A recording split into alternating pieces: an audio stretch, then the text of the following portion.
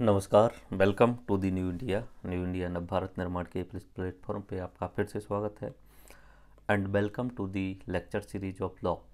विधि की जो lecture series चल रही है उसके चैप्टर नंबर 2 में आपका स्वागत है। एज अर्लियर मैं डिस्कस कर चुका हूँ सिलेबस इंट्रोडक्शन में विधि की अवधारणा चैप्टर नंबर 1 के हम देख चुके थे।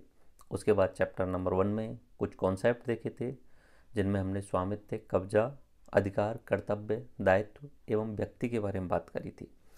एंड अकॉर्डिंग सिलेबस जब हम चलते हैं तो चैप्टर नंबर जो 2 है उसमें कुछ कंटेम्प्ररी लीगल इश्यूज यानी वर्तमान विधिक मुद्दे इस तरीके से उन्होंने सिलेबस में लिखा है और उन्होंने 3 प्रमुख एक्ट्स के रिगार्डिंग बात की है, जिनमें पहला है सूचना का अधिकार आरटीआई एक्ट, दूसरा है सूचना प्रौद्योगिकी और तीसरा है बौद्धिक संपदा अधिकार। सूचना प्रौद्योगिकी वाले में उन्होंने मेंशन किया है कि साइबर क्राइम पे फोकस करते हुए जो है वो आपको पढ़ना है। साइबर क्राइम या साइबर अपराध पे फोकस करते हुए, साइबर विधियों पे फोकस करते हुए पढ़ना है और बौद्धिक संपदा अधिकार से रिलेटेड भी आपको बेसिकली जानना है। बाकी मेरी तरफ से ये हैंड रिटन नोट्स आपके लिए तैयार किए जा चुके हैं। ये जो लेक्चर है उतना समझने का नहीं है, ये सेल्फ एक्सप्लेटरी है, यानी कुछ लॉ हैं, उस लॉज के प्रावधान हैं, अब वो आपके लिए यहाँ लिखे गए हैं, उन्हें देखते ही आपको समझ में आ जाएंगे। वैसे मैं अगर आपको बताऊं सूचना का अधिकार क्या है, तो सूचना का अधिकार किसी भी व्यक्ति द्वारा सरकार की किसी भी संस्था से किसी भी प्रकार की सूचना प्राप्त करने का अधिकार है। ठीक है, सरकार की किसी भी संस्था से। तो ये क्या है, आरटीआई राइट टू इन्फॉर्मेशन है। ये सन 2005 में जब गवर्नमेंट थी मनमोहन सरकार, तो उस समय जो है वो आरटीआई एक्ट लाया गया था। तो ये आरटीआई एक्ट है, इसके प्रावधान, इसका इतिहास, इसका उद्देश्य, इस आरटीआई एक्ट के तहत कौन कौन से आयोग बनाए गए, आरटीआई एक्ट में किन किन लोगों को शामिल किया गया है, किन किन लोगों को छूट दी गई है, और इसमें कुछ पदाधिकारी जो हैं उनके बारे में आपको पढ़ना होता है। लाइक आरटीआई एक्ट, इस अधिनियम के तहत प्रत्येक सार्वजनिक अधिसत्ताएं नागरिकों को सूचना देने हेतु बाध्य हैं, कुछ शर्तों के अधीन, कुछ फिक्स रूल्स भी हैं, एंड जो अधिनियम का क्षेत्राधिकार है। तो आरटीआई एक्ट का मतलब सभी सार्वजनिक अधिसत्ताएं। अब सर बोले कि सार्वजनिक अधिसत्ताएं क्या है, तो सार्वजनिक अधिसत्ताएं इन द सेंस कि कोई भी व्यक्ति, संस्था या पद जिसकी स्थापना निम्नलिखित में से किसी तरीके से की गई हो, या तो भारत की संसद या संसद या संविधान द्वारा, या राज्य विधानमंडल या विधायिका के द्वारा, या स्थानीय प्राधिकरण के द्वारा किया गया है, तो वो क्या होती है, सार्वजनिक अधिसत्ता यानी पब्लिक अथॉरिटी। कोई भी सरकारी संस्थान जो आप देखते हैं, कोई भी सरकारी डिपार्टमेंट जो आप देखते हैं, वो क्या होती है, पब्लिक अथॉरिटी होती है। वन विभाग हो, रक्षा विभाग हो, होमगार्ड विभाग हो, खनन विभाग हो, ये सब किसके अंतर्गत आएंगी, पब्लिक अथॉरिटी यानी सार्वजनिक अधिसत्ता। क्योंकि ये सभी किस तरीके से स्थापित किए गए होंगे, या तो संविधान या संसद या विधानमंडल या विधायिका के द्वारा स्थापित किए गए होंगे, या स्थानीय लेवल पे प्राधिकरण जो चल रहे हैं, ग्राम पंचायत और नगर पालिका, उनके द्वारा स्थापित किए गए होंगे। इसके अलावा भी सार्वजनिक सत्ता में कुछ शामिल होती हैं पब्लिक अथॉरिटी में, वो हैं निजी संस्थान और गैर सरकारी संगठन। कौन से निजी संस्थान, वे निजी संस्थान या गैर सरकारी संगठन जिनमें सार्वजनिक, जो कि सार्वजनिक अधिसत्ताओं द्वारा संचालित किए जाते हैं, नियंत्रित किए जाते हैं और वित्त पोषित किए जाते हैं। कहने की बात है कि कुछ निजी संस्थान और गैर सरकारी संगठन जो होते हैं उनके लिए सरकारें पैसा देती हैं, वो किस में शामिल हो जाते हैं, सार्वजनिक अधिसत्ता में। तो आरटीआई एक्ट क्या है कि जो सरकार के जितने भी डिपार्टमेंट हैं उनसे हम सामान्य लोग, हम सामान्य नागरिक अधिक सूचना प्राप्त कर सकते हैं, और इसे कानूनी बाध्यता जो की गई थी वो आरटीआई एक्ट के द्वारा दी गई थी। तो ये परिभाषा हमने देखी। उद्देश्य हम देखें, उद्देश्य में आप बस इतना याद रख लेना, RAT, responsibility, accountability and transparency. जब भी कहीं सरकार के कुछ गुड इनिशिएटिव की बात आए, अच्छे इनिशिएटिव की बात आए, तो वहाँ आप ये पॉइंट याद रख लेना, जवाबदेही, अकाउंटेबिलिटी, रेस्पॉन्सिबिलिटी, जिम्मेदारी एंड ट्रांसपेरेंटी यानी पारदर्शिता, ये चीज़ आप याद रख लेना। वही बात यहाँ पे है कि आरटीआई लाने का उद्देश्य क्या है। देखो हम जब विकास क्रम की बात करते हैं तो आरटीआई के विकास क्रम में अगर पीछे जाते हैं तो 1923 में गवर्नमेंट जब अंग्रेज़ों के अधीन थी, सरकार जो थी अंग्रेज़ों की थी 1923 में, तो वो एक एक्ट लेके आए थे, शासकीय गोपनीयता अधिनियम। और इस अधिनियम के तहत तो वो शासन से संबंधित सारी सूचनाओं को छुपा लेते थे। कोई व्यक्ति पूछना चाह रहा था कि तुमने इसमें कितना खर्च किया गया, इस योजना में कितने रुपए गए, तो बताने का कोई हक नहीं था, मतलब वो मना कर देते थे, क्योंकि उन्होंने एक एक्ट बनाया हुआ था कि शासन से संबंधित जितनी सूचना है उन्हें गोपनीय रखा जाएगा। लेकिन भारतीय जनता आज़ादी के बाद में भारतीय नागरिक जो है उन्होंने संघर्ष किया। वो चाहते थे कि हमारा पैसा एक्चुअली में भारतीय नागरिकों का पैसा था, एंड वो कहाँ उपयोग हो रहा है उसकी सारी जानकारी हमें होनी चाहिए, ट्रांसपेरेंटी होनी चाहिए, पारदर्शिता होनी चाहिए। इसी प्रोसेस में एक संगठन था, मजदूर किसान शक्ति संगठन, MKSS। अरुणा राय जी एक IAS अधिकारी, उनके निर्देशन में MKSS ने संघर्ष किया और उन्होंने जन सुनवाई की मांग करने के लिए एक डिमांड रखी कि हर जिले लेवल पे जन सुनवाई होनी चाहिए। एंड फिर जन सुनवाई वाली मांग पूरी हुई तो फिर उन्होंने नेक्स्ट सुनवाई के रूप में रखा कि हमें हर चीज़ का सूचना का हक होना चाहिए, सरकार में क्या घटित हो रहा है ये हमें मिलना चाहिए हक। तो फिर उनके आंदोलन की बदौलत धीरे धीरे सरकारों को लगने लगा कि हमें भारतीय नागरिकों के लिए अधिकार देना चाहिए, राइट टू नो जानने का। और उसी समय एक जो है वो विवाद आता है, बाद आता है जी टेलीफिल्म्स और यूनियन ऑफ इंडिया, और उस केस में सुप्रीम कोर्ट कहती है कि आर्टिकल 19 और आर्टिकल 21 के तहत प्रत्येक व्यक्ति को सरकार क्या कर रही है, सरकार के डिपार्टमेंट क्या कर रहे हैं, ये जानने का हक है। तो जनता को जानने का हक जो है वो इसके तहत उन्होंने बोल दिया तो सुप्रीम कोर्ट ने। बाद में सरकारों में लाइक अटल जी ने कोशिश की लेकिन उस समय हो नहीं पाया। उसके बाद में मनमोहन सरकार के टाइम पे 12 अक्टूबर 2005 को राइट टू इन्फॉर्मेशन प्राप्त जो है वो एक्ट जो है वो लागू कर दिया गया। और ये one of the best act है जो अकाउंटेबिलिटी, ट्रांसपेरेंटी एंड रेस्पॉन्सिबिलिटी बढ़ाता है सरकार की।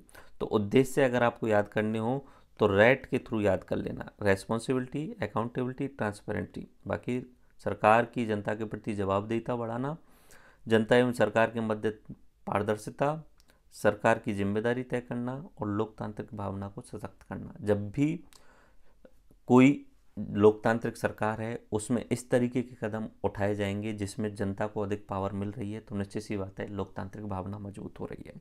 ओके, अब हम बात करते हैं आरटीआई से संबंधित प्रमुख शब्दावलियाँ। आरटीआई में सूचना का मतलब क्या है। सूचना वैसे तो आप सब जानते हैं, फ्लड ऑफ इन्फॉर्मेशन आजकल चल रहे हैं, मैं आपको जो बता रहा हूँ वो सूचना दे रहा हूँ, कुछ भी चल रहा है वो सूचना ही है। आरटीआई एक्ट के तहत सूचना की डेफिनेशन क्या है, एग्जाम में पूछा जा सकता है क्योंकि एग्जाम में परिभाषाओं पे फोकस किया जाता है। अब मैं पढ़ के बोलूँगा बस आपको, आप बस खुद से समझ लेना, शायद इसमें कोई भी चीज़ ऐसी नहीं है जो समझाने की होगी, बट एग्जाम में पूछा जाएगा और पूछा गया है। सूचना की परिभाषा लिखी आरटीआई एक्ट के तहत, तो ये परिभाषा है, सूचना से अभिप्राय किसी भी रूप में कोई भी सामग्री, रिकॉर्ड, रिपोर्ट, विचार, सलाह, प्रपत्र, दस्तावेज, संदेश इत्यादि से है जो लोक सूचना अधिकारी, लोक सूचना अधिकारी एक पीआईओ होता है इस आरटीआई एक्ट के तहत जो सूचना देने का काम करता है, वो जो लोक सूचना अधिकारी की पहुंच में है। ये सब लिखित या इलेक्ट्रॉनिक रूप में भी हो सकते हैं। तो सूचना का मतलब क्या हुआ, सूचना का मतलब ये हुआ किसी भी रूप में कोई भी सामग्री, रिकॉर्ड, रिपोर्ट, सलाह, प्रपत्र, दस्तावेज जो पीआईओ के पास में है या उसकी पहुंच में है, भले ही वो लिखित रूप में हो या इलेक्ट्रॉनिक रूप में हो, रट लेना। ये आरएस मेंस में पूछा भी गया, आगे पूछा जाएगा। दूसरी परिभाषा अगर देखें आरटीआई एक्ट के तहत थी कि पब्लिक अथॉरिटी क्या है, तो जस्ट मैंने अभी बताया था, कोई भी व्यक्ति, संस्था अथवा पद जिनकी स्थापना या वो पद निम्न में से 3 में से किसी थ्रू बने हों, या तो संसद के द्वारा या संविधान के द्वारा, विधानमंडल, विधायिका के द्वारा या स्थानीय प्राधिकरण के कारण। अगर कोई निजी और गैर सरकारी संगठन है उसमें सरकार पैसा वित्त पोषित कर रही है तो भी वो क्या कहलाएगी, पब्लिक अथॉरिटी कहलाएगी। एक शब्द और आता है तृतीय पक्षकार। तृतीय पक्षकार इन द सेंस कि देखो जब भी आरटीआई की बात आएगी, आरटीआई आप जानते ही हैं कि अगर आपको आरपीएससी से अपनी कॉपी निकलवानी है तो आरटीआई के तहत निकलवा सकते हैं आप, ठीक है। अगर आपको कुछ सरकार से पूछना है कि इस योजना में कितने रुपए खर्च किए हैं तो आरटीआई के तहत आप बोल सकते हैं। आपको देखना है कि हमारे गांव में नरेगा में कितना रुपए खर्च हुआ है तो आरटीआई के तहत जो है वो जानकारी ले सकते हैं। तो आरटीआई में नॉर्मली कौन कौन शामिल हो रहे हैं? एक तो वो व्यक्ति जो सूचना प्राप्त करना चाहता है। मान लीजिए कि मैं सूचना चाह रहा हूँ कि हमारे गांव में इस साल ये जो सड़क निर्माण हुई है इसमें कितना पैसा खर्च हुआ है और कितने किलोमीटर तक की सड़क। तो एक तो सूचना प्राप्त करना जो चाह रहा है वो एक साइड में वो हो गया। दूसरा होता है यहाँ पे इस आरटीआई एक्ट के तहत सब लोकल लेवल पे पब्लिक इंफॉर्मेशन ऑफिसर बना दिए गए थे, लोक सूचना अधिकारी, जिसके पास में सारी की सारी सूचना उस डिपार्टमेंट से रिलेटेड होती है।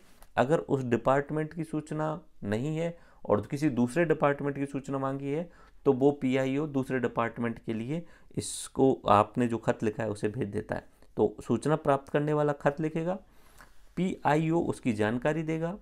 अगर उसके पास नहीं है तो वो ऊपर से जानकारी मंगा के लाएगा, ठीक है। अगर कोई डिपार्टमेंट दूसरा है तो वो दूसरे डिपार्टमेंट ट्रांसफ़र कर देगा। और कुछ शर्तें ऐसी हैं जिनमें सूचना नहीं दी जा सकती, तो अगर उस तरीके की शर्तें हैं तो वो वाजिब कारण के साथ में मना भी कर सकता है। बाकी उसे 30 दिन के अंतर्गत जो है वो सूचना देनी ही देनी होती है, ठीक है। अब यहाँ पे एक शब्द आया तृतीय पक्षकार। तो इस अधिनियम के प्रावधानों के अनुसार सूचना के आवेदक एवं सार्वजनिक अधिसत्ता को छोड़कर शेष व्यक्ति तृतीय पक्षकार हैं।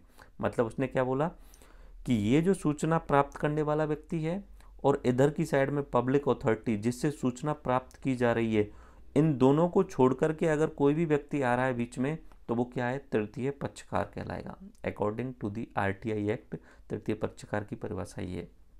उसके अलावा लोक सूचना अधिकारी, लोक सूचना अधिकारी अभी जस्ट बताया मैंने आपको।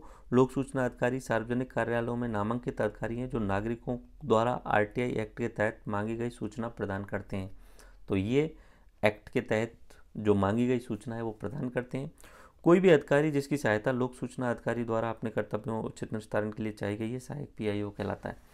लोक सूचना अधिकारी के साथ में उसकी सहायता करने के लिए पीआईओ लोक सूचना अधिकारी जो सबसे निम्न स्तर पे सूचना दे रहा है वो पब्लिक इंफॉर्मेशन ऑफिसर लोक सूचना अधिकारी।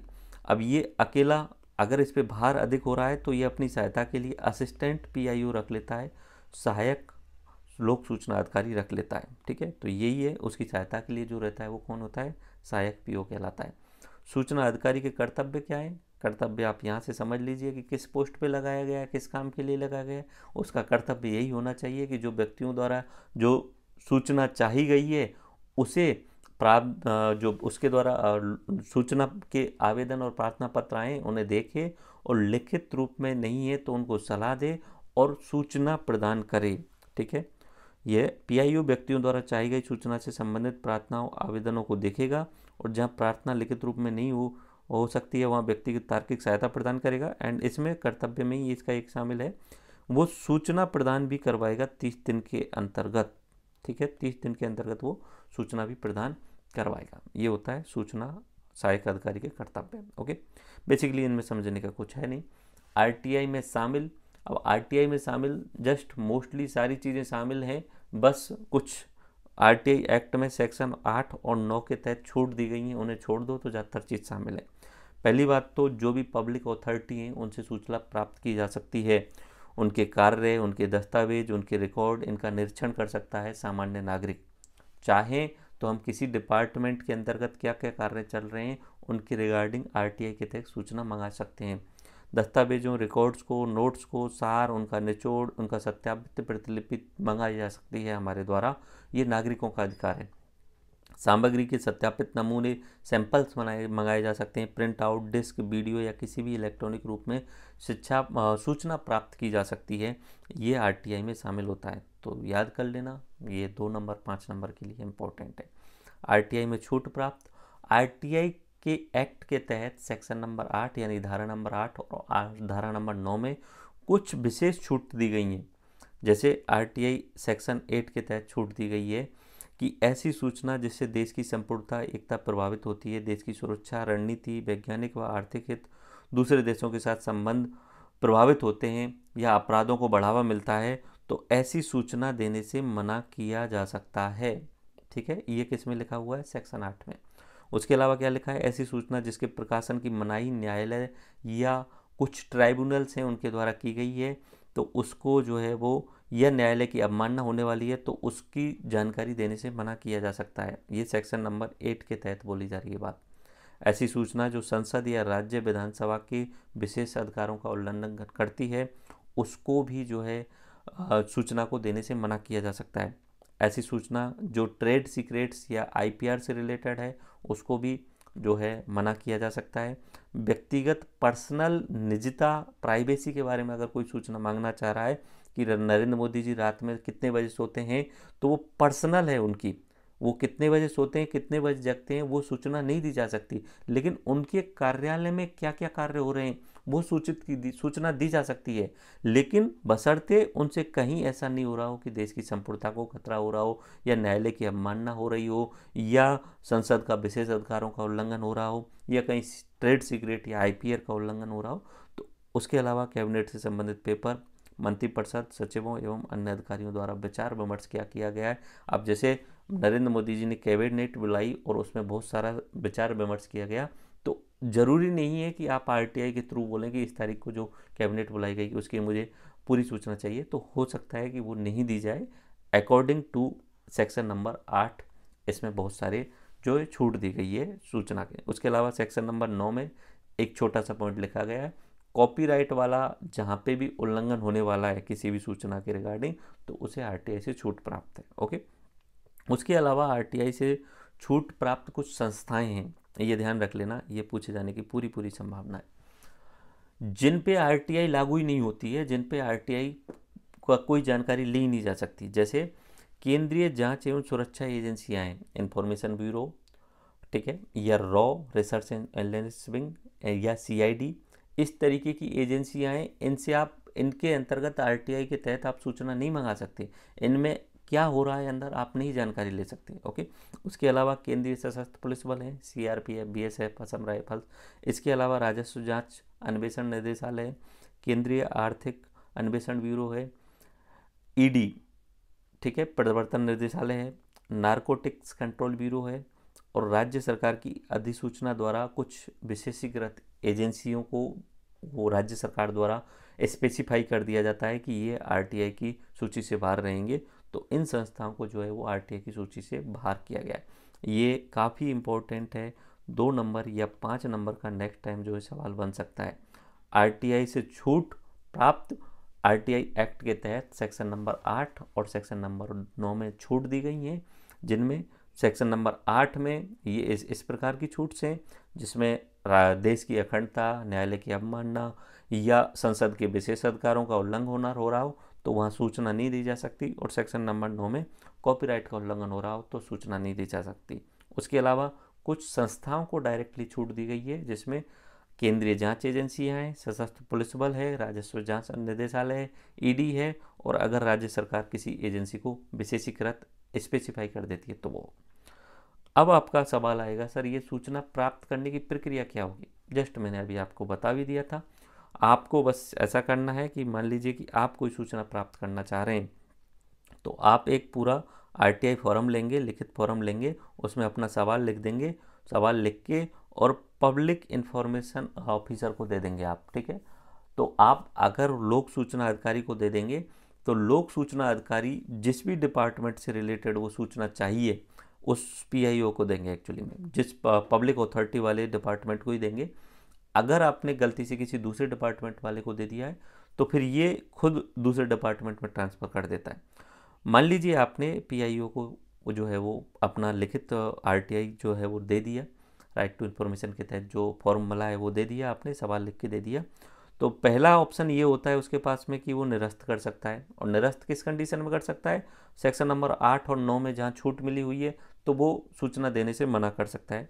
वहाँ लिखा हुआ है कि अगर देश की अखंडता को नुकसान हो रहा है या इस तरीके से, बट ये रेयर केस में होता है, मोस्टली केसेस में सूचना देनी होती है। वो निरस्त करने वाले केस तो सेंट्रल लेवल पे ज़्यादा आते हैं। ओके, दूसरा, अगर किसी अन्य डिपार्टमेंट या अन्य पब्लिक अथॉरिटी से रिलेटेड है वो सूचना, इसके पीआईओ के अंडर में नहीं आ रही है, तो वो उसे ट्रांसफ़र कर देगा 5 दिन के अंतर्गत, जिस भी डिपार्टमेंट से सूचना चाहिए गई है उसके पास में, ठीक है, 5 दिन के अंतर्गत ही ट्रांसफ़र कर देगा।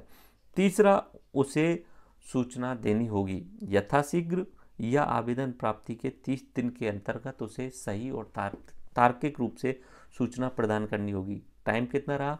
सूचना प्राप्ति की समावधि 30 दिन की रही। लेकिन कभी कभी ऐसा होता है कि अगर सूचना किसी व्यक्ति के जीवन और स्वतंत्रता से संबंधित हो तो सूचना 30 दिन का इंतज़ार नहीं किया जा सकता, 48 घंटे के अंदर ही देनी होती है। तो ये टाइम पीरियड जो है वो जीवन और स्वतंत्रता से संबंधित है। तो उसके अलावा यदि आवेदक सहायक पीआईओ को दिया गया है तो 5 दिन अतिरिक्त समय जोड़ा जाता है। मतलब एक तो पीआईओ होता है, ठीक है, और एक होता है इसका सहायक असिस्टेंट पीआईओ। मान लीजिए कि ये सूचना चाहने वाला व्यक्ति ने असिस्टेंट पीआईओ को जो है वो फॉर्म भर के दे दिया है, फिर ये जो है वो 5 दिन के अंतर्गत पीआईओ को देता है, पीआईओ 30 दिन में देता है। तो कहने की बात है कि अगर असिस्टेंट पीआईओ को आपने फॉर्म भर के दिया है तो 35 दिन के अंतर्गत आपके पास सूचना आ जाएगी।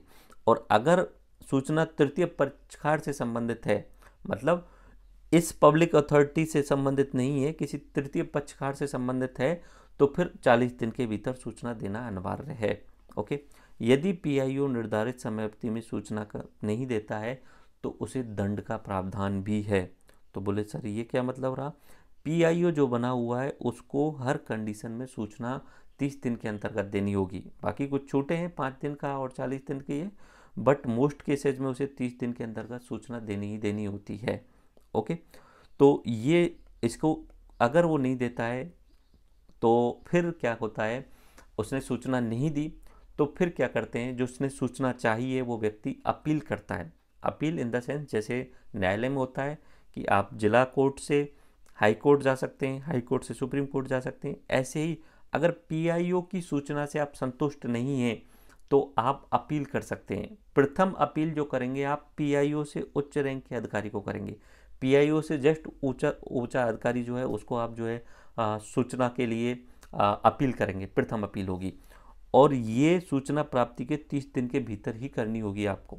मान लीजिए कि आपने यहाँ से सूचना प्राप्त करने की प्रोसेस शुरू करी, पीआईओ के पास में आपने सूचना दी, पीआईओ ने आपको सूचना रिटर्न कर दी, ठीक है, 30 दिन के अंतर्गत या 25 दिन के अंतर्गत ही।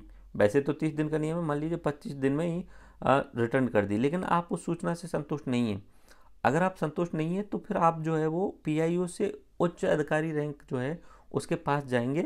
लेकिन जाने का ध्यान रखना, जिस दिन उसने सूचना आपको प्रदान करी है पीआईओ ने, उसके 30 दिन के भीतर चले जाना। अगर 30 दिन के बाद हो गए तो फिर आप अपील नहीं कर सकते हो। फिर अगर इसके खिलाफ भी अपील करनी हो, अगर आप इस उच्च रैंक के अधिकारी से सूचना से भी संतुष्ट नहीं है तो आप द्वितीय अपील कर सकते हैं। वो अपील कर सकते हैं केंद्र के लेवल पे और राज्य के लेवल पे। इस आरटीआई एक्ट के तहत आयोग बनाए गए हैं, केंद्रीय सूचना आयोग और राज्य सूचना आयोग। ये आरटीआई एक्ट के तहत बनाए गए हैं, एक्ट के तहत बनाए गए हैं। तो ये वैधानिक आयोग हैं, संविधान के तहत नहीं बनाए गए हैं। ओके, तो ये वैधानिक आयोग हैं, ये स्टैट्यूटरी आयोग हैं। ओके, और यहाँ पे प्रथम अपील के निर्णय के 90 दिन के भीतर ही जो है वो, यहाँ प्रथम अपील की इसका निर्णय आया, उसके 90 दिन के भीतर ही आपको जो है वो द्वितीय अपील करनी होगी और यहाँ पे आपको संतुष्ट किया जाता है नॉर्मली। ओके, तो ये हुआ अपना अपीली प्रावधान। फिर भी मान लीजिए कि आप पीआईओ के द्वारा जो सूचना दी गई उससे संतुष्ट नहीं हुए, या पीआईओ ने 30 दिन के अंतर्गत सूचना नहीं दी, तो उस पीआईओ के लिए कुछ दंड के प्रावधान हैं। वो दंड के प्रावधान आप देख लीजिए। आरटीआई एक्ट के तहत दंड के प्रावधान, प्रत्येक पीआईओ 250 रुपये प्रतिदिन के हिसाब से 25,000 रुपये तक के जुर्माने के लिए जिम्मेदार होगा। अगर 30 दिन तक उसने सूचना नहीं दी तो 31वें दिन से जो अधिकारी है पीआईओ उसी के 250 रुपये पर डे कटने लग जाएंगे, जितना डिले वो करेगा। ठीक है, उसके आधार क्या रहेंगे कि किन कंडीशन में कट रहा है। या तो उसने आवेदन को स्वीकार ही नहीं किया है, तो आप शिकायत लेके गए ऊपर, अपील करी, तो वहाँ से निर्देश आएगा कि पीआईओ ने गलती करी है, इसका यहाँ से पैसा कटना चाहिए। या बिना तार्किक कारण के सूचना प्रदान करने में देरी कर दी उसने, कोई कारण ही नहीं था फिर भी सूचना उसने 30 दिन से ज़्यादा डिले कर दिया, या जानते हुए भी अपूर्ण, असत्य या भ्रामक सूचना दी पीआईओ ने, ठीक है, तो पीआईओ को दंड का प्रावधान है। नॉर्मली सबसे बेसिक प्रावधान क्या है, 250 रुपये पर डे कटेंगे उसके, 25,000 रुपये तक। जिस सूचना के लिए आवेदन किया गया उसने उसी को नष्ट कर दिया पीआईओ ने, तो भी पीआईओ को दंड मिलने वाला है। सूचना तैयार करने में किसी तरीके से बाधा पैदा पहुंचा रहा है तो भी जो है वो पीआईओ को दंड का प्रावधान किया गया है, अगर वो प्रॉपर तरीके से सूचना नहीं दे रहा है तो। ओके, और ये दंड कौन डिसाइड करेगा कि भाई इसको दंड दिया जाना चाहिए, तो केंद्रीय सूचना आयोग एवं राज्य सूचना आयोग, ये दंड लगाने की शक्ति होती है।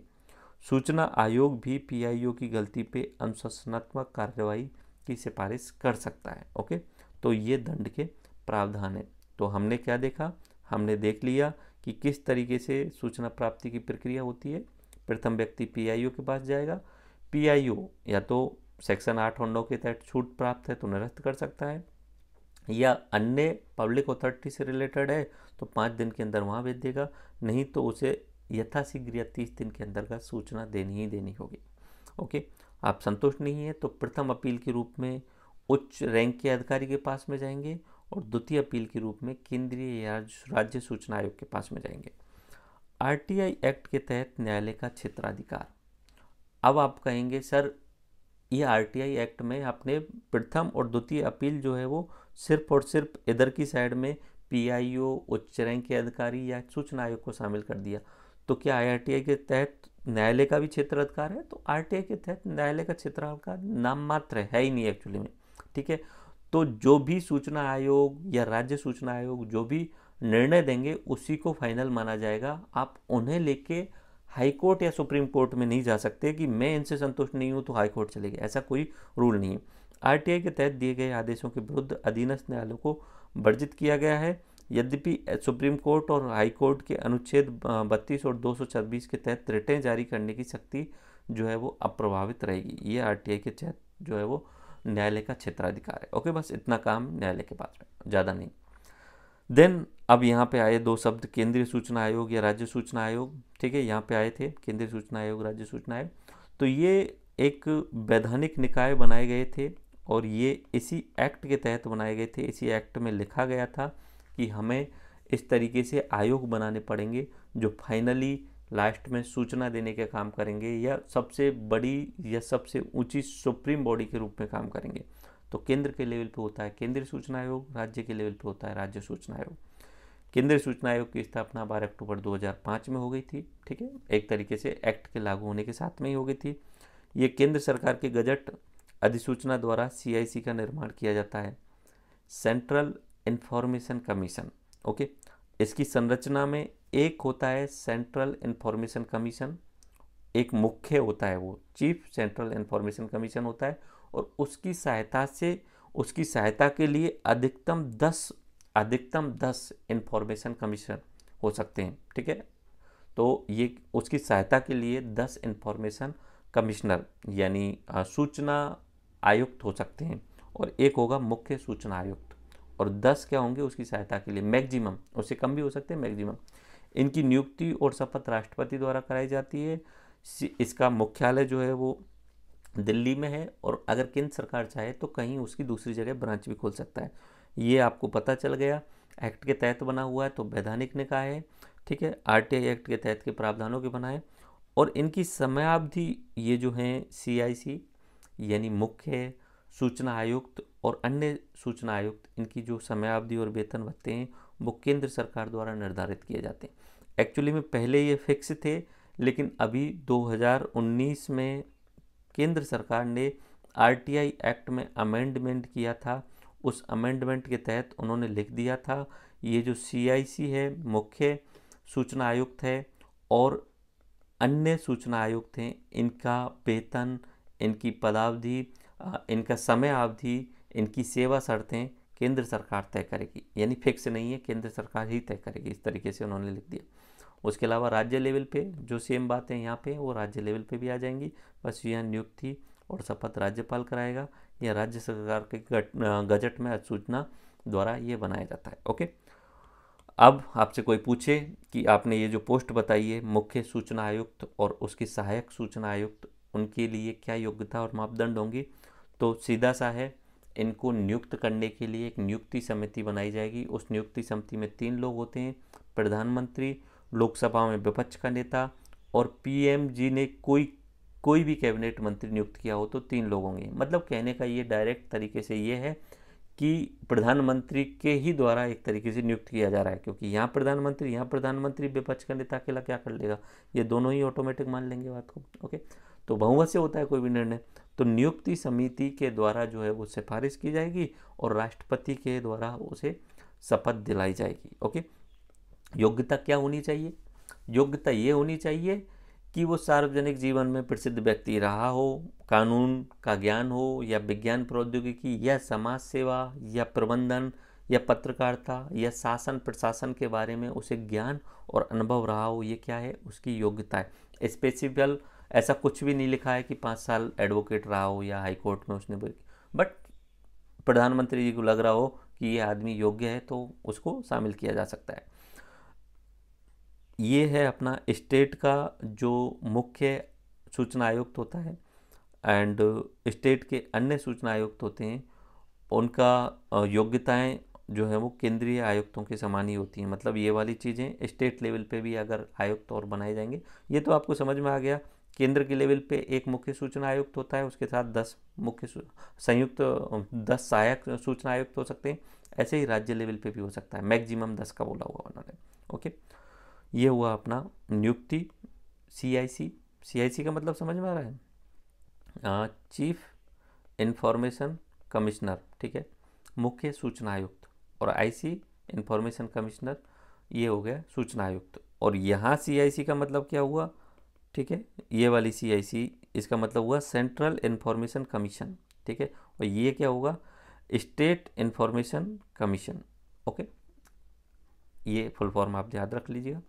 देन आरटीआई एक्ट के तहत केंद्र और राज्य सरकारों की भूमिका क्या रहती है इसमें, शैक्षिक आरटीआई एक्ट के तहत केंद्र और राज्य सरकारों को भूमिका दी गई थी, और वो भूमिका कुछ खास नहीं थी। वो भूमिका ये थी कि आप लोगों को जागरूक करो आरटीआई के बारे में, कि ये आरटीआई के द्वारा सूचना प्रदान की जाती है और कोई भी व्यक्ति सरकार के कामकाज से जानकारी ले सकता है। तो इसको जागरूकता करने का काम केंद्र और राज्य सरकारों को दिया गया। बाकी काम पीआईओ, उससे हाई रैंक के अधिकारी, उससे ऊपर सूचना आयोग, राज्य सूचना आयोग और केंद्रीय सूचना आयोग करते हैं। केंद्र और राज्य सरकारों को क्या भूमिका दी गई, शैक्षणिक कार्यक्रमों के माध्यम से जनता को जागरूक करो, और जिसमें लोक अधिकारी शामिल होंगे जागरूक करने में। जनता को समय पर सही सूचना प्राप्त हो इसके लिए प्रोत्साहित करो।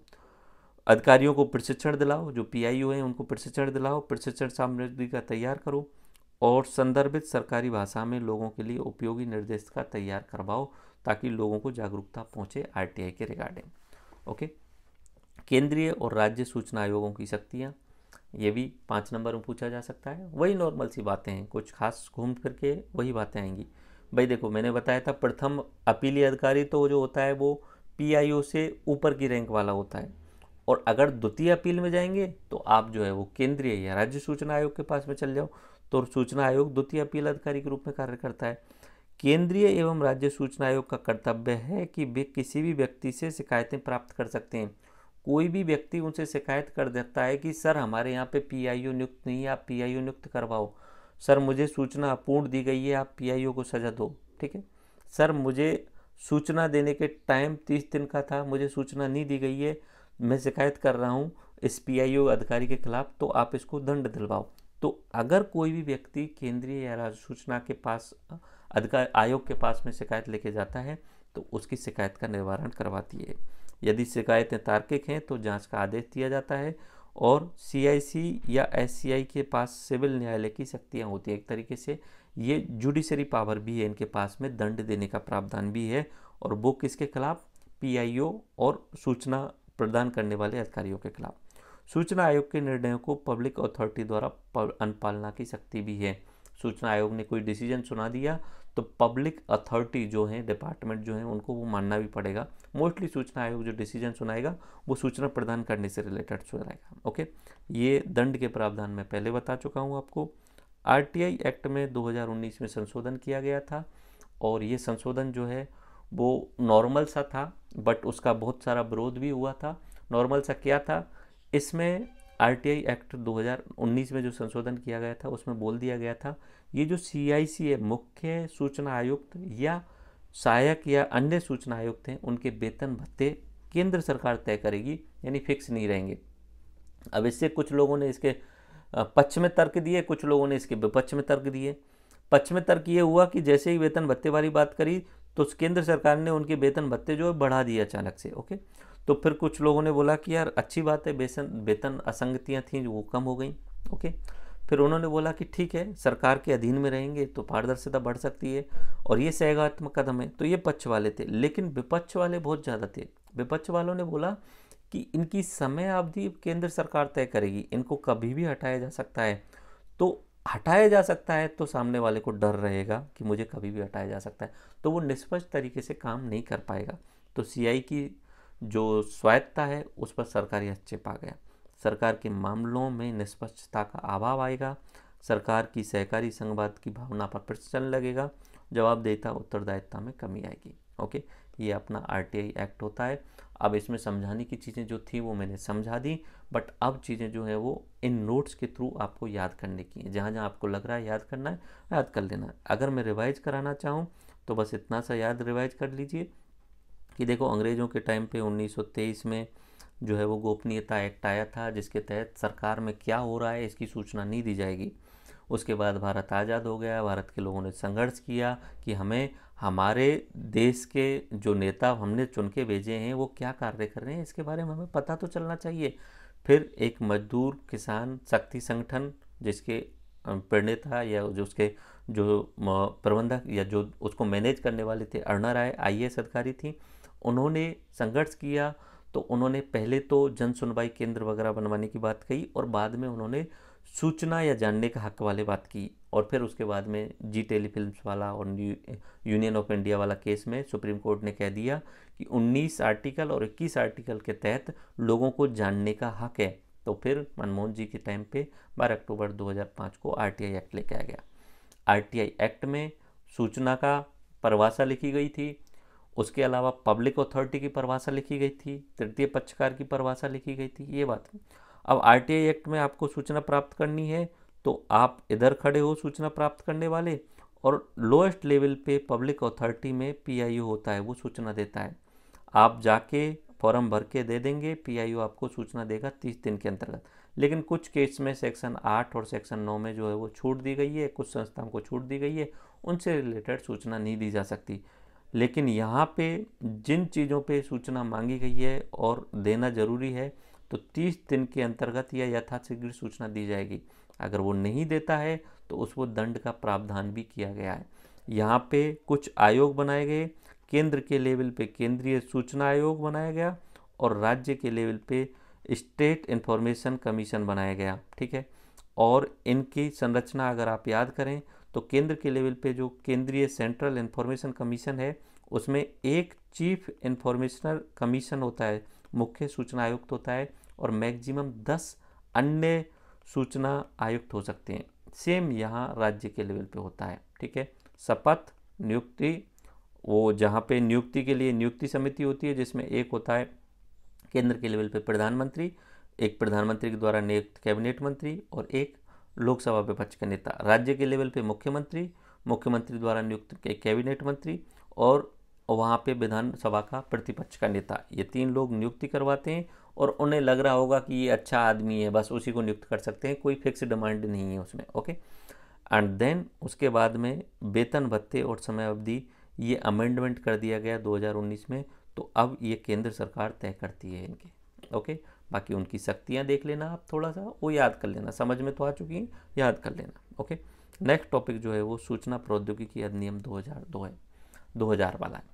ओके, इसमें जो है बेसिक चीज़ें वो नॉर्मल ये है कि सूचना प्रौद्योगिकी अधिनियम को भारत सरकार ने कानून सम्मत इलेक्ट्रॉनिक, डिजिटल व ऑनलाइन सौदा को बढ़ावा देने तथा साइबर अपराधों को कम करने आदि मुख्य उद्देश्यों के साथ लागू किया था। ओके, इसमें साइबर अपराध की परिभाषा है, साइबर विधि है। अब साइबर अपराध बेसिकली आप सब जानते हो, उधर साइंस में जब पढ़ते हो और नॉर्मली आप सब जान रहे हो, ऐसे अपराध जो आईटी या इसकी तकनीकों की सहायता से किए गए हैं वो क्या हो गए, साइबर अपराध हो गए। साइबर की विधि, अब साइबर अपराध को कंट्रोल करने के लिए कोई जो है वो लॉ बनाया जाएगा, वो साइबर विधि। साइबर अपराधों को पहचानने, रोकने, पीड़ित पक्षकार को न्याय दिलाने एवं दोषी पक्षकार को सजा दिलाने के लिए बनाई गई ही विधि क्या कहलाती है, साइबर विधि कहलाती है। That's it. ओके, इस आईटी एक्ट की मुख्य बातें क्या रहीं, डिजिटल हस्ताक्षर को इलेक्ट्रॉनिक हस्ताक्षर से प्रतिस्थापित किया, आईटी एक्ट के उल्लंघन पर सजा का प्रावधान है, साइबर अपराधों से निपटने के लिए न्याय वितरण तंत्र की व्यवस्था की गई, और यह एक साइबर नियमन सलाहकार समिति के गठन की व्यवस्था करता है। तो ये कुछ आईटी एक्ट की कुछ खास बातें, जिनमें से समझाने का कुछ है नहीं, याद कर लेना। अगर आपसे 2 नंबर या 5 नंबर में ये पूछा जाए कि भारत में साइबर अपराध से जुड़े हुए कुछ कानून, तो 4-5 कानून याद कर लेना। ये भी कहीं ना कहीं, वैसे तो मेनली अपना ये सूचना प्रौद्योगिकी वाला है, उसके अलावा ये पेटेंट वाला है, और ये नियम बनाए गए हैं 2013 वाले हैं, लेकिन उससे पहले भी भारतीय दंड संहिता में भी कुछ जो है वो कानून है जिनमें भी साइबर रिलेटेड अपराध, क्योंकि उस समय साइबर होता नहीं था उस समय उस तरीके से, लेकिन कुछ क्राइम्स जो पहले होते थे स्टॉकिंग वाला, अब वो इधर साइबर वाले में भी हो गया, तो उसी तरीके की डेफिनेशन वहाँ से ले ली गई है। ओके, तो ये इससे रिलेटेड है, याद कर लेना। 2 नंबर पूछा जाए भारत में साइबर अपराध से जुड़े हुए कुछ कानून बताइए, तो आप 4-5 कानून ये लिख देना। ओके, एंड एक इसी तरीके से राष्ट्रीय साइबर समन्वय केंद्र बनाया गया है। साइबर सुरक्षा प्रणाली को सुदृढ़ बनाने के लिए डिजिटल इंडिया के अनुरूप उद्योग जगत के सहयोग से साइबर सुरक्षित भारत हेतु इस केंद्र की स्थापना की गई थी। आईटी एक्ट की धारा 69B के अंतर्गत की गई, जो सरकार एवं निजी ई संचार की निगरानी हेतु कार्य करता है। ये राष्ट्रीय साइबर समन्वय केंद्र होता है। अब यहाँ पे कुछ शब्दावलियाँ हैं, उन शब्दावलियों को बेसिकली एज ए साइंस के टर्म में आप सब जानते हैं। हैकिंग क्या होती है, किसी भी सूचना तंत्र अथवा प्रणाली में अनऑथराइज्ड तरीके से, अनाधिकृत रूप से आप जो है वो प्रवेश कर जाते हैं, तो वो हैकिंग होती है। और हैकिंग क्या कहलाता है, एक अपराध होता है। आपको अलाउ नहीं है, फिर भी आप उसके कंप्यूटर में घुस गए सॉफ्टवेयर के थ्रू या वायरस के थ्रू, तो वो क्या कहलाता है, हैकिंग कहलाता है। और वायरस क्या है, ऐसे कंप्यूटर प्रोग्राम जो कंप्यूटर आधारित सूचना को परिवर्तित कर सकते हैं या नष्ट कर सकते हैं, और उन्हें इन्हीं उद्देश्य से कंप्यूटर में डाला जाता है, वो क्या होते हैं, वायरस होते हैं। साइबर स्टॉकिंग, जैसे हम स्टॉकिंग यानी पीछा करना, तो इंटरनेट पे या सूचना प्रौद्योगिकी को यूज करते हुए किसी के पीछा करना, किसी को घूरना, किसी को तंग करना, ये साइबर स्टॉकिंग कहलाती है। फिशिंग आपके ईमेल में बहुत सारे कंटिन्यूस मैसेज आते रहते हैं। ओके, फर्जी संदेश भेजकर अथवा संदेश भेजकर अथवा व्यक्तिगत सूचना को प्राप्त करके गड़बड़ी फैलाना ही फिशिंग कहलाता है। ओके, स्पैम भी वही होते हैं, अनचाहे संदेश आपके पास में आते रहते हैं विज्ञापनों से भरे, वो स्पैम होते हैं। ओके, जो उपयोगकर्ता को परेशान करते हैं। नॉर्मली गलती से आपने किसी वेबसाइट को खोला, वहाँ पे अपना जीमेल आईडी लिख दिया, तो अब आपके जीमेल पे दिन में 20 मैसेज उसी कंपनी की तरफ से आते हैं कि आप हमारा ये प्रोडक्ट खरीद लीजिए। वो स्पैम होता है, दिन में 50 मैसेज अनचाहे संदेश भेजे जाते हैं। सलामी अटैक एक तरीके का ऐसा आर्थिक अपराध है जिसमें आपके बैंक खाते में जो है रुपए काटा जाता है, लेकिन इतना कम काट लिया जाता है कि पता ही नहीं चलता है। बहुत सारी बैंक कंपनियां ऐसा कर लेती हैं जानबूझ के। मान लीजिए कि आपके बैंक खाते में 15,000 रुपये, 15,550 रुपये हैं, बैंक कंपनियों ने 10 रुपये किसी बहाने से काट लिए, पता भी नहीं चलने दिया, आप उसे नेगलेक्ट मान के चलते हैं, तो ये क्या होता है, सलामी अटैक। लेकिन बैंक ऐसा सबके साथ करेंगे तो बैंक बहुत सारा रुपए कमा लेते हैं, या कोई सलामी अटैक कर रहा है कोई हैकर, तो वो बहुत सारा रुपए कमा सकता है।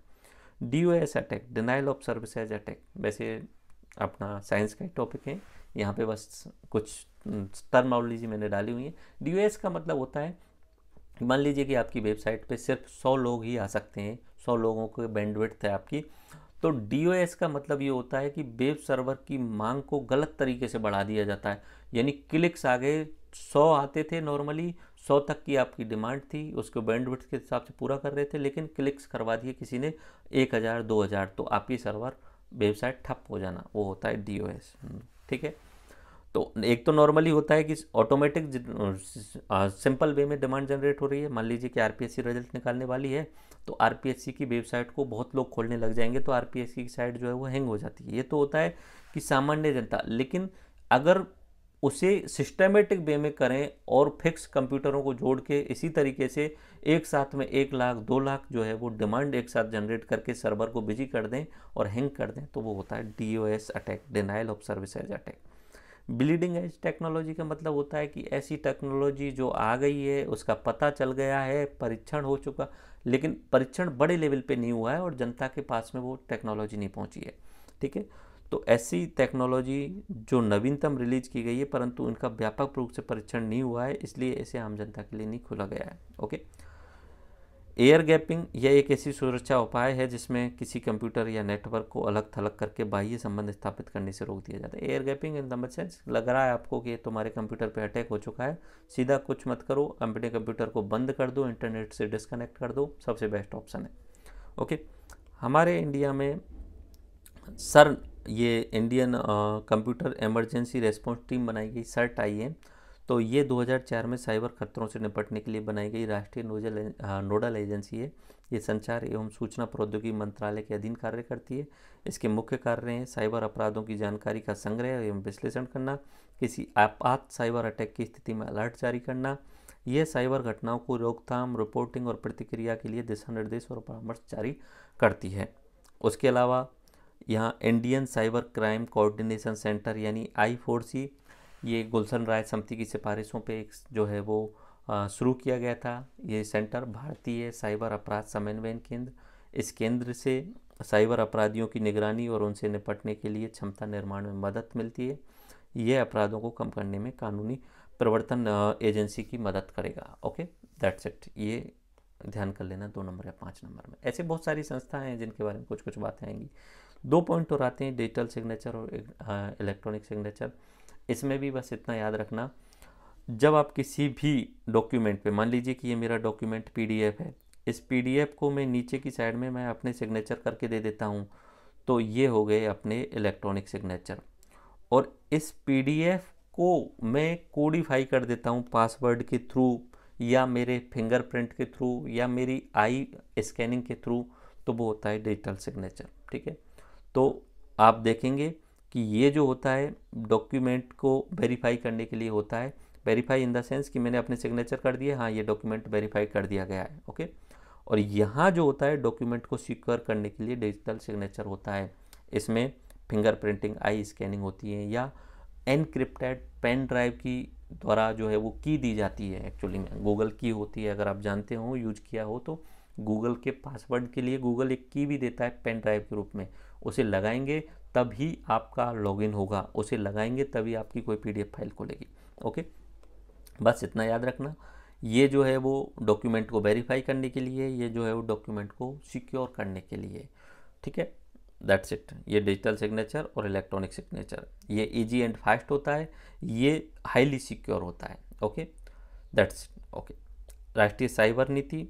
इंटरनेट के बढ़ते दुरुपयोग के कारण भारत में साइबर सुरक्षा एक बड़ी चुनौती के रूप में उभरी, जिससे निपटने एवं सुरक्षित साइबर उपयोग को सुनिश्चित करने हेतु नीति घोषित की गई, जिसके मुख्य लक्षण ये हैं। साइबर सुरक्षा हेतु साइबर इंफ्रास्ट्रक्चर पर जोर देना है। साइबर सुरक्षा की भावी चुनौतियों को निपटने के लिए सर्टेन नामक संस्था स्थापित की गई, जिससे विदेशी संस्थाओं के साथ में कॉन्टैक्ट करके नई तकनीकों को अपनाने के लिए जो है वो अधिकृत ऑथराइज किया गया। साइबर सुरक्षा हेतु जागरूकता अभियान करना, ये किस में हुआ? राष्ट्रीय साइबर नीति के तहत। अब इसमें समझने का कुछ नहीं है, जो बेसिक चीज़ें मैंने लिखी हैं सेल्फ एक्सप्लेनेटरी हैं। उसके अलावा सूचना प्रौद्योगिकी से संबंधित अपराध क्या हैं या सूचना प्रौद्योगिकी से रिलेटेड अपराध क्या हो सकते हैं, तो यहाँ कुछ धारा हैं। धारा 65 में बोला है कंप्यूटर स्रोत के साथ छेड़खानी करना भी अपराध है। 66 में बोला है कंप्यूटर से संबंधित कोई अपराध किया गया है। 66A में, ठीक है, संचार सेवाओं के माध्यम से आपराधिक संदेश भेजना, यानी इंटरनेट पे किसी भी तरीके से आपने कोई भी ऐसा मैसेज भेजा है जिससे किसी दूसरे की भावनाएं ऑफेंस हो सकती हैं या भड़क सकती हैं या देश की एकता को खतरा हो सकता है, तो वो किस में आता है? 66A में। और ऐसा हुआ था जब बाला साहब ठाकरे जी की डेथ हुई थी, तो उस समय किसी बॉम्बे की एक लड़की ने, श्रेया सिंघल नाम से, तो उन्होंने कमेंट कर दिया था कुछ इस तरीके से कि बाला साहब ठाकरे की मौत पे जो है पूरा बम्बई बंद करने का कोई मतलब नहीं है। लेकिन ये फेसबुक पे उन्होंने अपना पोस्ट किया था। इस बात से सारे शिव सैनिक जो है वो परेशान या नाराज़ हो गए थे और उन्होंने उस लड़की के खिलाफ एक्शन लेने की बात कही थी। तो उस समय एक केस चला था श्रेया सिंघल वर्सेज भारत संघवाद, और इस बार इस केस में ये बात निकल के आई क्योंकि उस समय उस लड़की को गिरफ्तार कर लिया गया था पुलिस से। तब वहाँ पे सुप्रीम कोर्ट ने बोला था कि ये जो 66A है ये हमारे संविधान के अनुच्छेद 19 का उल्लंघन कर रहा है, जो बोलने का अधिकार है उसका उल्लंघन कर रहा है। तो फिर उसके बाद में इस 66A को समाप्त कर दिया गया। ओके, तो ये समाप्त हो चुकी है क्योंकि ये कंट्रोवर्सी में रहा था। इसका मतलब ये था कि संचार सेवाओं के माध्यम से कहीं ऑफेंस वाला मैसेज अगर आपने भेज दिया तो आपको गिरफ्तार किया जा सकता है। ये रहा 66A। कोई भी व्यक्ति जो कंप्यूटर संचार प्रणाली के जरिए कोई आपत्तिजनक सूचना भेजे जिसका उद्देश्य किसी के चरित्र का हनन करना अथवा किसी को परेशान करना हो तो पुलिस आरोपी व्यक्ति को बिना गिरफ्तारी वारंट के भी गिरफ्तार कर सकती है। पुलिस बताएगी भी नहीं, गिरफ्तार कर लेगी। अब दिक्कत ये है कि वहाँ पे किस चीज़ से भावनाएं भड़क रही हैं, किस चीज़ से चरित्र हनन हो रहा है, ये डिसाइड तो किया ही नहीं जा रहा है। मान लीजिए मैंने बोला कि भाई XYZ मुख्यमंत्री मुझे अच्छा नहीं लग रहा है। अब मुख्यमंत्री या मुख्यमंत्री के समर्थकों की भावना भड़क गई और मुझे पुलिस पकड़ने आ गई 66A के तहत, तो फिर मेरे बोलने की अभिव्यक्ति की आज़ादी आर्टिकल 19 का बिल्कुल उल्लंघन हो गया। तो सुप्रीम कोर्ट ने 66A को समाप्त करवा दिया। ओके, 66B में बेईमानी से चुराए हुए कंप्यूटर स्रोत या संचरण उपयोग करना यह अपराध है। एंड आइडेंटिटी थेफ्ट ये भी इसमें शामिल है अपराध के रूप में। 66D में प्रतिरूपण के द्वारा कंप्यूटर स्रोतों का उपयोग करते हुए धोखाधड़ी करना अपराध की श्रेणी में आता है। 66E में निजता भंग करना, किसी की प्राइवेसी को भंग करना।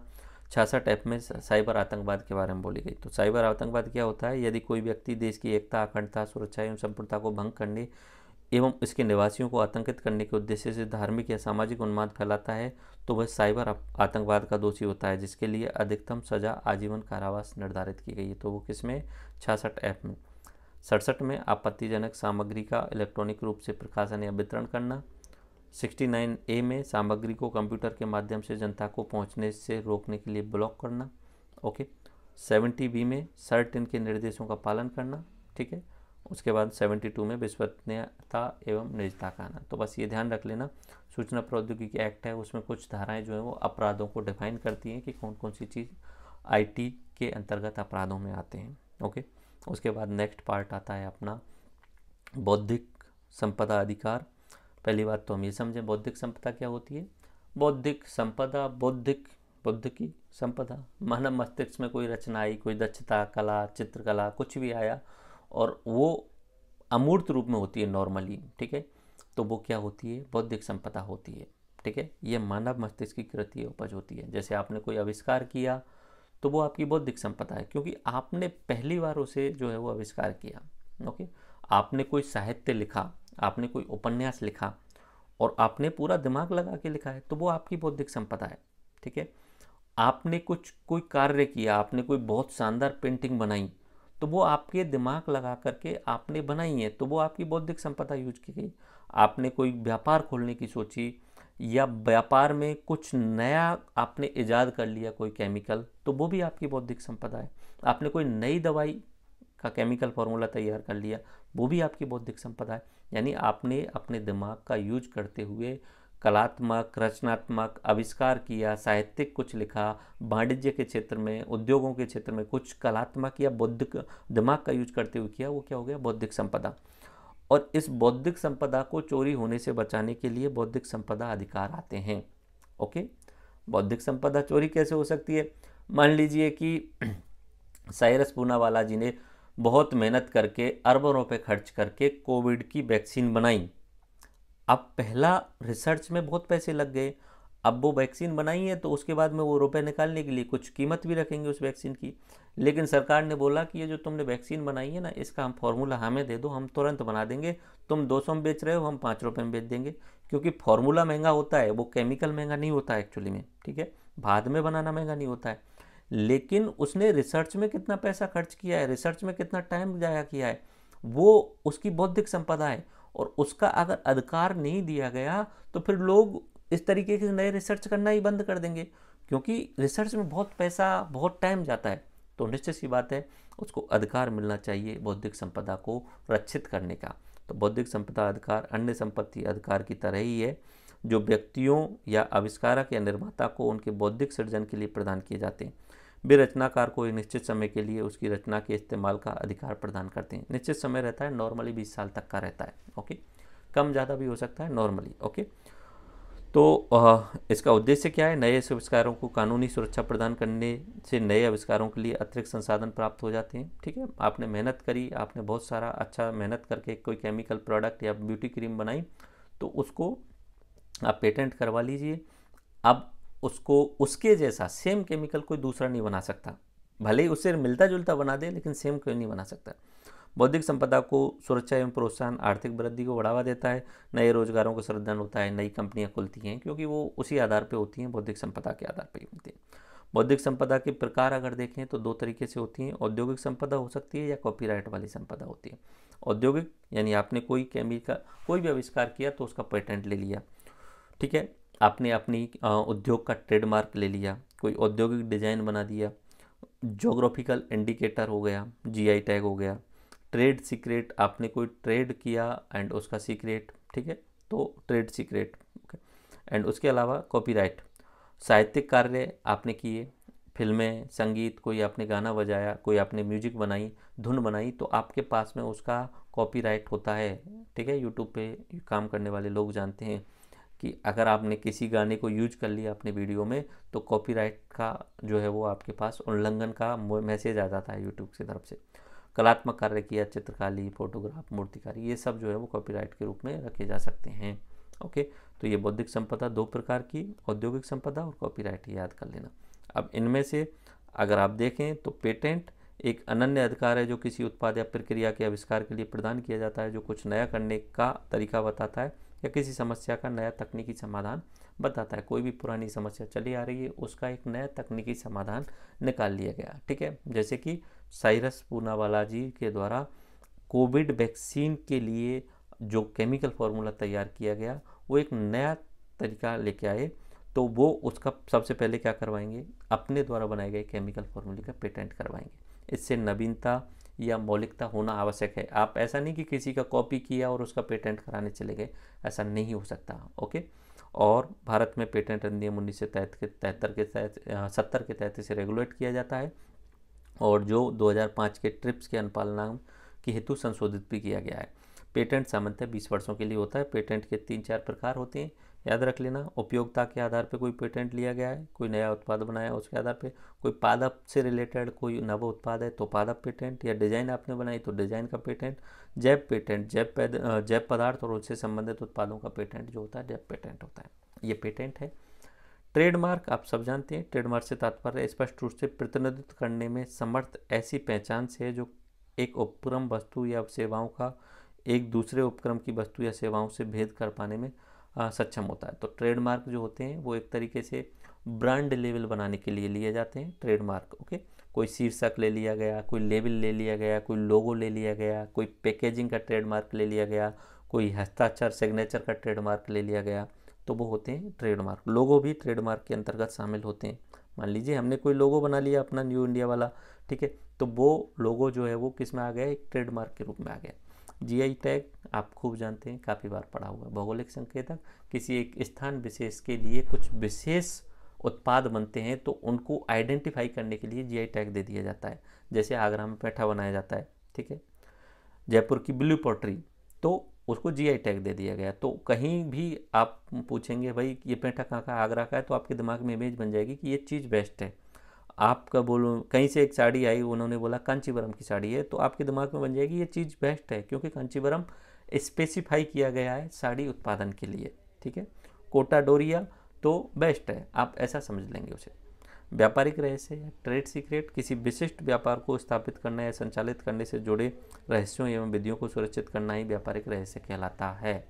ओके, उसके अलावा कुछ और शब्दावलियाँ हैं, जैसे WIPO 1967 में वर्ल्ड इंटेलेक्चुअल प्रॉपर्टी ऑर्गेनाइजेशन बना, तो इसकी स्थापना रचनात्मक गतिविधियों को प्रोत्साहन करने के लिए दुनिया भर में बौद्धिक संपदा के संरक्षण के लिए बढ़ावा देने के लिए की गई थी। ये रचनात्मक बौद्धिक गतिविधियों से संबंधित नवीनतम तकनीकों को बढ़ावा देती है। मुख्यालय इसका स्विट्जरलैंड में। बायोपायरेसी विवाद ऐसा होता है कि कई कई देश, जैसे अमेरिका वाला देश ने क्या किया कि इंडिया की नीम का पेटेंट करवा लिया, इंडिया की हल्दी या तुलसी का पेटेंट करवा लिया, जबकि वो ओरिजिनली इंडिया के थे। हम लोग यहाँ पे पिछले 5000 साल से यूज कर रहे हैं, उन्होंने यहाँ से चुराया और अमेरिका में जाके पेटेंट करवा लिया। तो ये क्या होता है, बायोपायरेसी विवाद होता है। कॉपीराइट, जस्ट आपको बताया, कोई साहित्य हो, प्रकाशन परिस्थिति हो, लेखक निर्माता को जो है कॉपीराइट मिल जाता है। ओके, आप कॉपीराइट अगर उल्लंघन करते हैं तो फिर उल्लंघन करने पे कॉपीराइट जालसाजी करने के बीच विरुद्ध उपचार भी हैं। उपचार किस तरीके से, एक तो निषेधाज्ञा रोक लगा सकते हो। आपने किसी का गाना यूट्यूब पे अपलोड कर दिया तो वो कॉपीराइट जिसका है वो उस गाने को रुकवा सकता है, वो क्षतिपूर्ति भी प्राप्त कर सकता है। वो आप पे केस करके बोल सकता है कि मुझे कंपेंसेशन दो, और वो आपसे बोल सकता है कि जो आपने बेच करके, प्रति बेच करके या यूट्यूब पे वीडियोज व्यूज में लेकर के जो पैसा कमाया है उसका हिस्सा मुझे दो।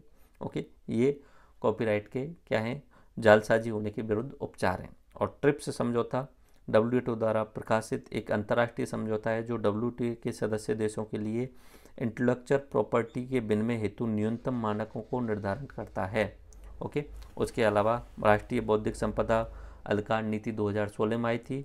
अब बौद्धिक अधिकार नीति 2016 में आई है तो इसके उद्देश्य बौद्धिक अधिकार का प्रोत्साहन करना होगा, बौद्धिक अधिकार का व्यावसायीकरण करना होगा, कानूनी और विधायी ढांचे को बढ़ाना होगा, IPR से रिलेटेड प्रवर्तन एवं न्याय निर्णय प्रक्रिया में फास्ट करना होगा, प्रशासन एवं प्रबंधन जो है उसको फास्ट करना होगा, मानव पूंजी विकास करने पे जोर देना होगा, IPR संबंधित जागरूकता फैलाना होगा। यही इसका उद्देश्य होगा। और इसकी प्रमुख विशेषताएं नॉर्मली वही विशेषताओं में आ जाएगा। औद्योगिक नीति एवं संवर्धन विभाग यानी DIPP को IPR संबंध में नोडल एजेंसी बना दिया गया। ओके, एंड उसके अलावा सेकंड यहाँ पे प्रमुख विशेषता ये है कि फिल्म संगीत उद्योग क्षेत्र में कॉपीराइट के दायरे में शामिल कर दिए गए। मौजूदा IPR कानूनों को वर्तमान समय एवं भविष्य की आवश्यकता के अनुरूप बनाया गया। कमजोर IPR स्वामी समूहों, कारीगर, बुनकर, किसानों को IP के अनुकूल वित्तीय सहायता भी दी जाती है। ट्रेडमार्क कार्यालयों को आधुनिकीकरण करके बनाया गया और 1 माह में पंजीकरण संपन्न कराने की प्रक्रिया बोली गई कि जल्दी से जल्दी जो है ट्रेडमार्क करवाओ, जल्दी से जल्दी लोगो दो। ठीक है, IP संवर्धन एवं विकास परिषद का गठन किया गया और प्रत्येक 5 वर्ष में जो है वो IPR से रिलेटेड समीक्षा करो और उसमें जहाँ भी जल लग रहा है सुधार करने की तो वो सुधार करो। That's it. अब ये चीज़ें जो हैं वो बेसिकली सेल्फ एक्सप्लेटरी हैं, मैंने आपको समझा दी हैं। बस ये चीज़ें मेरे हिसाब से आपको समझ में आ गई होंगी। तो इस वाले लेक्चर में हमने चैप्टर नंबर 2 में जो है आपको 3 वर्तमान विधिक मुद्दे समझाए, जिसमें सूचना का अधिकार, सूचना प्रौद्योगिकी, साइबर क्राइम सहित और बौद्धिक संपदा अधिकार IPR के बारे में बात की। आपको जो नोट्स दिए गए हैं वो one of the best and sufficient हैं। आप जो नोट्स दिए गए हैं, जो मैंने आपको समझाया है, समझाने वाली चीज़ें मैंने समझा ली हैं और जो रटने वाली चीज़ें वो रटनी ही होंगी, क्योंकि RPSC की पॉइंट मांगता है और मैंने की पॉइंट के हिसाब से लिखा हुआ है। तो आई थिंक ये आपको लेक्चर समझ में आ गया होगा। नेक्स्ट लेक्चर में हम महिलाओं और बालकों से रिलेटेड कुछ कानूनों के बारे में बात करेंगे। धन्यवाद, जय हिंद। नेक्स्ट लेक्चर में मिलेंगे। Thank you all.